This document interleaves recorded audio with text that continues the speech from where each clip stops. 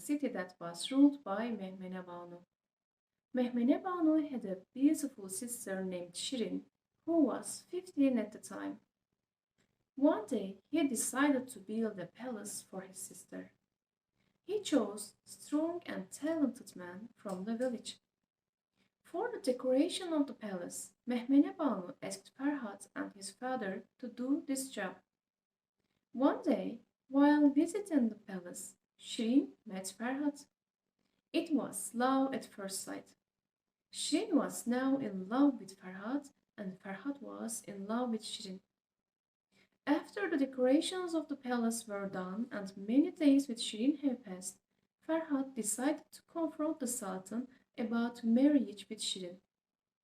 Farhat sent a message to Sultan by a mediator about his will. However, the Sultan didn't take the news very well and didn't approve on their marriage since he didn't want his sister to get married with a poor guy. Farhat was really sad from the news and begged the Sultan for an approval. The Sultan finally gave in and told Farhat that he would let them marry in one condition. He said, "If you can bring water to this town in 40 days, I will let you marry my sister." Although it was a really hard mission to bring water to the town in just 40 days, he was so deeply in love that he agreed on this challenging mission without any hesitation. The Sultan was sure that Farhat wouldn't be able to do this challenging job, but Farhat on the other side was so blindly in love that he would do anything to be with Shirin. People would talk about him saying how crazy he was for doing this job. They thought to themselves that it would take someone at least 50 years to bring water, which meant that it was impossible for Farhat to bring water in just 40 days.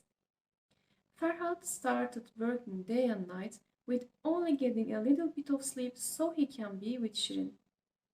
After some days went on, Sultan and the people in the town started seeing how Farhat was actually doing a good job with the camel.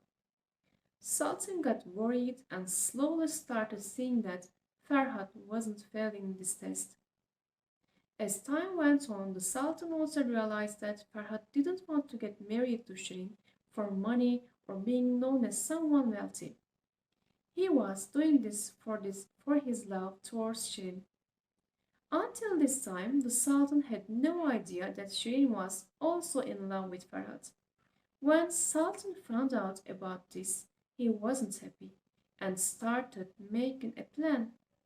He told Shirin that she was not allowed to leave the palace anymore and put her in a lockdown.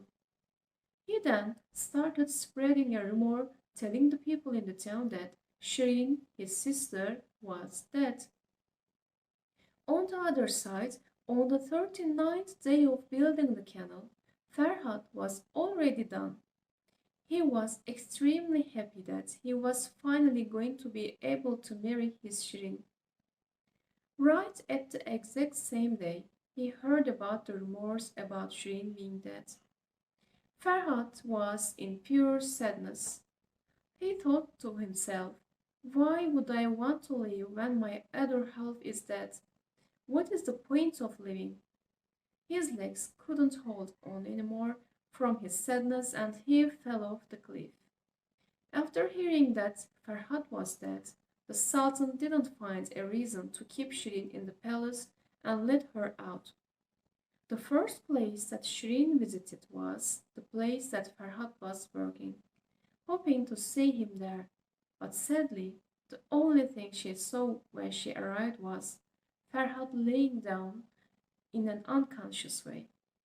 She was sad enough and couldn't stay anymore, so she let go herself as well.